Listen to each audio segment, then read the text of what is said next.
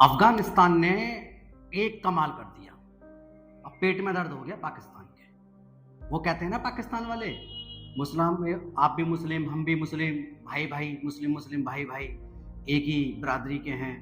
तो अफगानिस्तान ने उसको सबक सिखा दिया पाकिस्तान को। आप कहेंगे क्या सबक सिखा दिया, ऐसा क्या घटित हो गया भाई?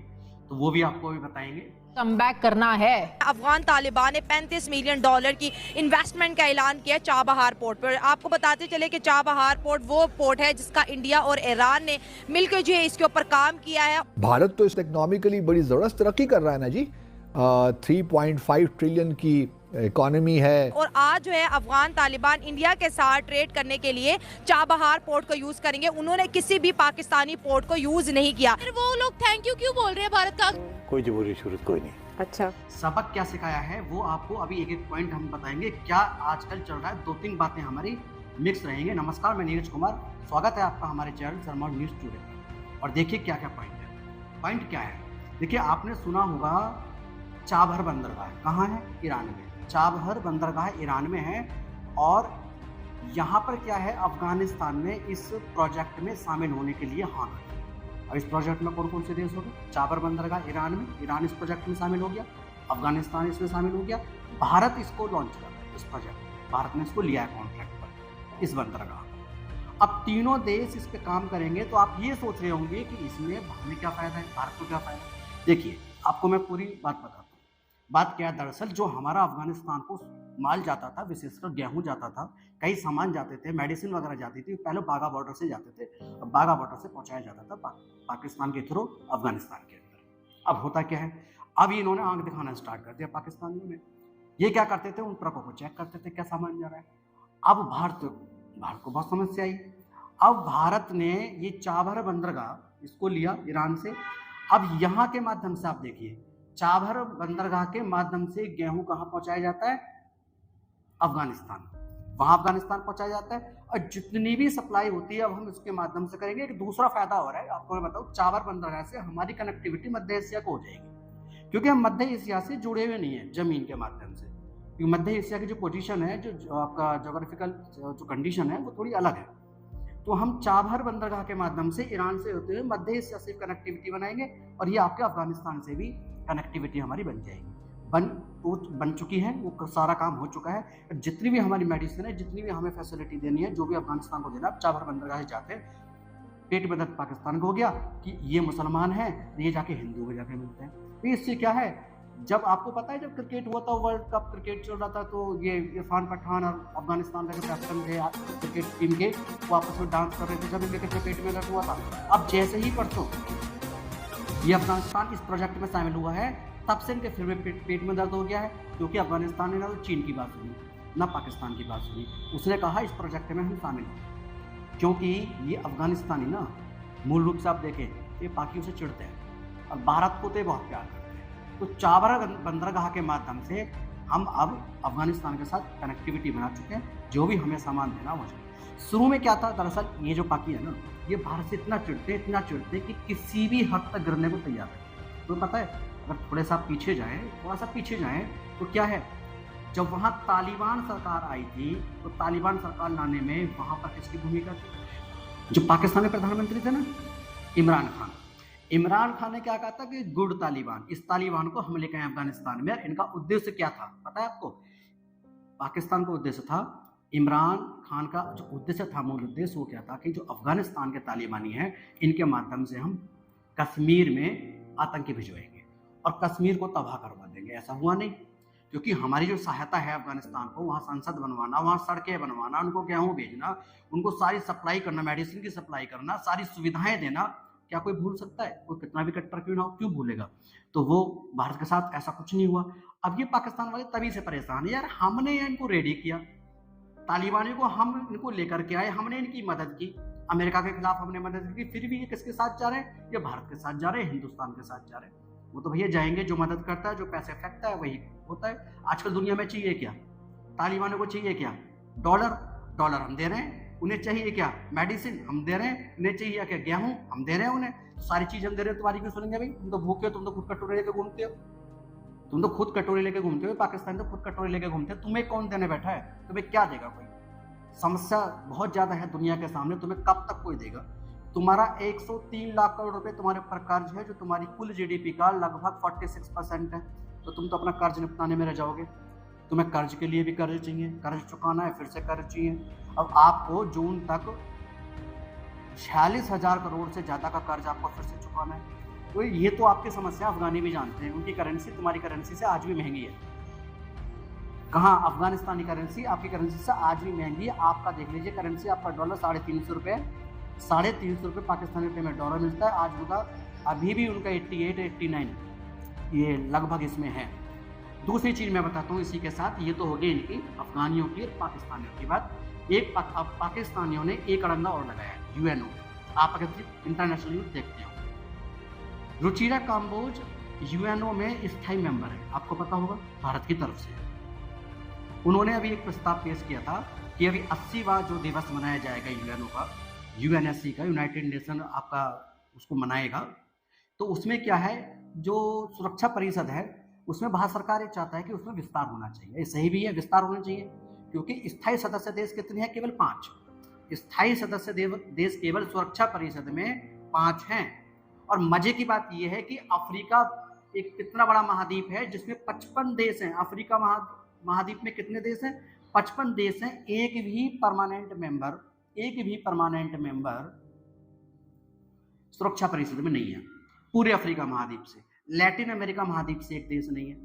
तो भारत जैसा देश जो कि दुनिया का सबसे बड़ा लोकतंत्र वाला देश है, वो भी परमानेंट सदस्य नहीं है यूएनए की सुरक्षा परिषद में।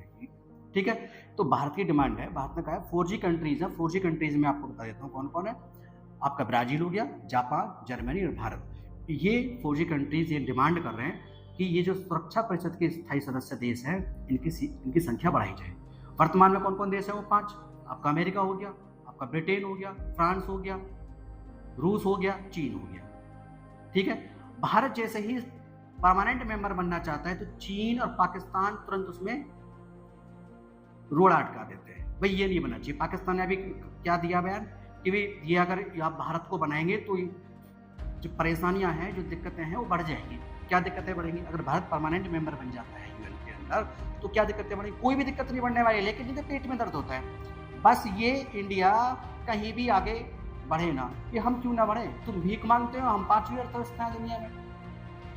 तुम आईटी सेक्टर में दुनिया में 77वें स्थान रखते हो, हम 4थे-5वें स्थान पर है दुनिया में। तो हम सुरक्षा परिषद में स्थायी मेंबरशिप नहीं मांग सकते क्या? हम किस चीज़ में पीछे हैं बताइए? सारी सुविधाएं हम पूरी दुनिया को हम देते हैं। कोरोना टाइम पे हमने पूरी दुनिया में लगभग 64 देशों में कोरोना वैक्सीन बांटी थी। आपने क्या बांटा था? आपके यहाँ तो बनी ही नहीं थी, आपके पास मेडिसिन सुविधा ही नहीं है, आपके यहाँ लैब ही नहीं है। तो जो हम काम कर रहे हैं आप उसमें अड़ंगा क्यों अटका रहे? क्यों उसमें रोड़ा अटकाते हो? भाई भारत में तुम्हें बस भारत के पक्ष में काम होना चाहिए, तुम्हें उसमें रोड़ा अटकाना है, चीन को अटकाना है। चीन तुम्हारा अब्बा जान है, वो तो अटकाई गई, तुम दोनों एक टारगेट करते हो भारत को। चीन के अलावा जितने भी परमानेंट मेंबर हैं यूएनओ के अंदर, वो सभी के सभी समर्थन कर रहे हैं भारत को परमानेंट मेंबर बनना चाहिए। ठीक है, तो ये बहुत अभी चर्चा में है और भारत देखना बहुत ही जल्दी यूएनओ के अंदर परमानेंट मेंबर बनने वाला है। बिल्कुल, अरे चीन को तो शर्म आनी चाहिए, ये तो बिल्कुल बेशरम, मैं कहूँ ना क्या घटिया बोलूँ इसको। ये बताइए कि जब पहली बार परमानेंटशिप के लिए आपके पास किसके पास ऑफर आया था? उस समय इंडिया के प्राइम मिनिस्टर, हालांकि हम 1947 में आज़ाद हुए, उसके बाद जब हमें ऑफर आता है तो प्राइम मिनिस्टर बन चुके थे प्रधानमंत्री जवाहरलाल नेहरू। तो नेहरू जी ने कि हिंदी चीनी भाई भाई, उसके लिए किसका समर्थन किया था? परमानेंट मेंबर कौन बनेगा? चीन का। लेकिन यही लोग आज, जिसको हमने बनवाया परमानेंट मेंबर, यही लोग आज, चीन आज भारत के लिए रोड़े अटकाता है। भारत को नहीं चाहता कि ये परमानेंट मेंबर बने। आप खुद सोचिए 1950 में कितनी पॉपुलेशन थी दुनिया की, कितनी फैसिलिटी दुनिया में थी, कितना भारत की उस समय कंडीशन क्या थी, आज क्या है। तो जैसे जैसे समय बदलता है तो उसके साथ चीज़ें भी बदलनी चाहिए। भारत की मांग सही है कि अब हमें परमानेंट मेंबरशिप चाहिए। तो ये चीन और पाकिस्तान ये दोनों बस रोड़ा अटकाते हैं, भारत को परेशान करने की कोशिश करते हैं, लेकिन हम परेशान होने वाले नहीं है। इनकी पाकिस्तानियों की परेशानी अभी भी देख लो तुम क्या हुआ है।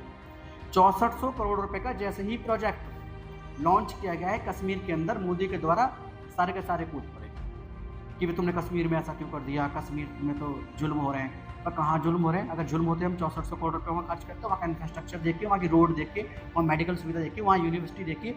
आपने जो कब्जा कर रखा पीओके में, आपके पास कितनी यूनिवर्सिटी है? आपके पास एक भी यूनिवर्सिटी नहीं है। हमारे यहाँ जाके देखिए आप जम्मू कश्मीर में कितनी यूनिवर्सिटी हैं, 10 से ज़्यादा यूनिवर्सिटी वहाँ पर है। तो भाई साहब वहाँ निजी और सरकारी यूनिवर्सिटी, केंद्रीय यूनिवर्सिटी भी जम्मू कश्मीर के अंदर है और हम वहाँ बहुत ही फैसिलिटी दे रहे हैं। जब से हटा है ना 370 जो कि फांसी का फंदे की तरह था वहाँ पर, तब से हटने के बाद तो सुविधाएं और भी बढ़ चुकी हैं। वहाँ की जनता के खुद आप वीडियो सर्च करो और देखो, पता लगाओ।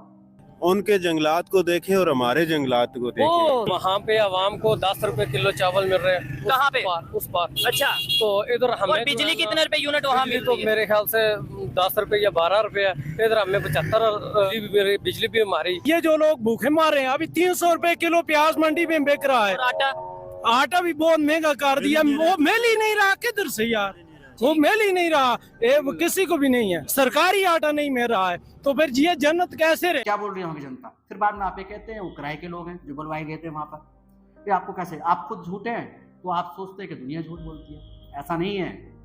भारत यूएनओ में परमानेंट मेंबर भी बनेगा, कश्मीर भी हमारा रहेगा, हम डेवलपमेंट भी वहाँ करेंगे। जो पीओके है और अक्साई चीन है और जो आपका बालिस्तान है वो भी आपका भारत में आएगा।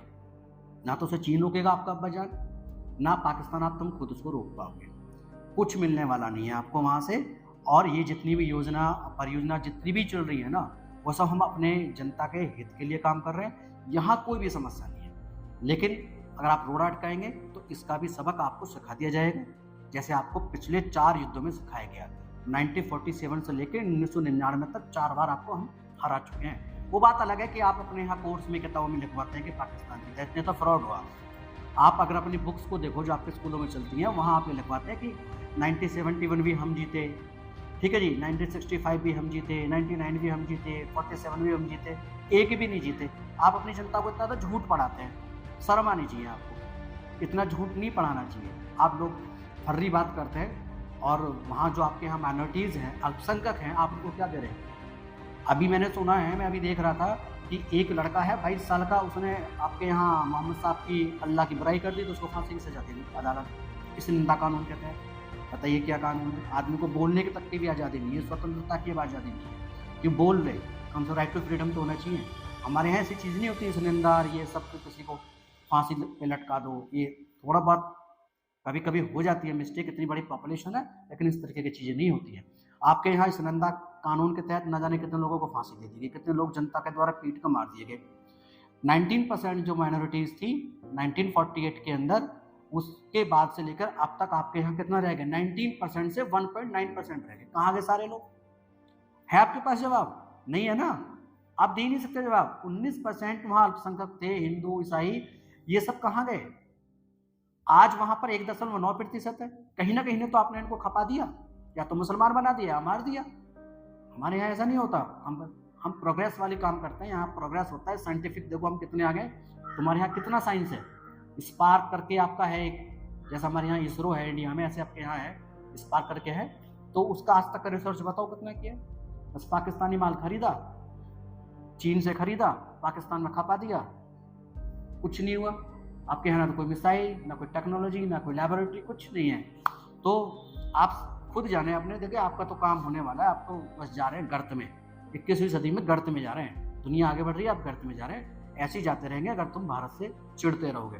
भारत का सहयोग लेते तो आपके यहाँ टमाटर 300 रुपये किलो नहीं होता, 30 रुपये किलो होता। सहयोग चाहिए नहीं आपको, मरना है ना, भूखे मारनी है जनता, सियासत करनी है आपको। तो मैं आपको बताना चाहूँगा आज के लिए इतना ही काफ़ी है। और कोई नई चीज़ होगी, जो भी तथ्य नए होंगे, आपको अगली वीडियो में हम बताएंगे। धन्यवाद। मैं नीचे